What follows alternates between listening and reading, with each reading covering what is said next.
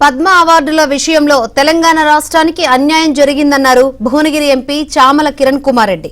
తెలంగాణ ఏర్పడి 10 ఏళ్లైనా కేంద్ర ప్రభుత్వం తెలంగాణ రాష్ట్రంపై వివక్ష చూపుతూనే ఉందన్నారు. సీఎం రేవంత్ రెడ్డి సిఫార్సులు లెక్క చేయకుండా అవార్డులు ప్రకటించారని అన్నారు. తెలంగాణ రాష్ట్రము ఆవిర్భవించి 10 సంవత్సరాల పైచిలుకు జరిగింది.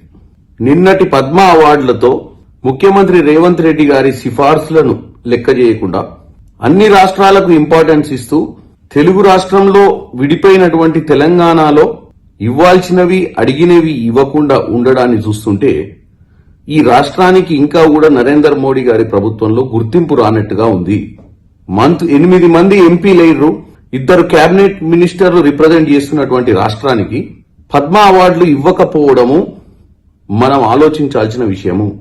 మన ఆత్మగౌరవము, మనము ఒక తెలంగాణ రాష్ట్రం సాధించుకోవాలని ఎన్నో బలిదానాలతో తెచ్చుకున్న రాష్ట్రానికి ఈ రోజు వరకు గత 10 సంవత్సరాల్లో కేసీఆర్ పరిపాలించినా గాని అప్పుడున్నటువంటి కేసీఆర్ కి వారికి ఉన్నటువంటి వైర్యం సరే అప్పుడు ఏదో పడలేదనుకున్నాం.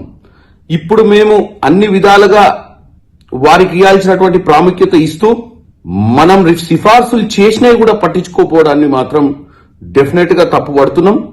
వారి వైఖరిని మార్చుకోవాలంటున్నాం.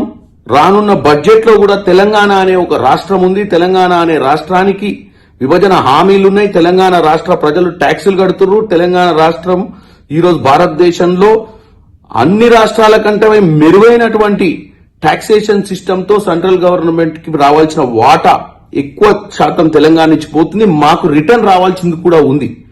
కాబట్టి నేను ఇక్కడ ఉన్నటువంటి 8 మంది ఎంపీలను, 2 కేబినెట్ మినిస్టర్లను నరేంద్ర మోడీ గారిని విన్నపించుకుంటున్నా. తెలంగాణను గుర్తించాలి, తెలంగాణ ఆత్మ గౌరవం గురించి ఆలోచించాలని కోరుకుంటున్నాను.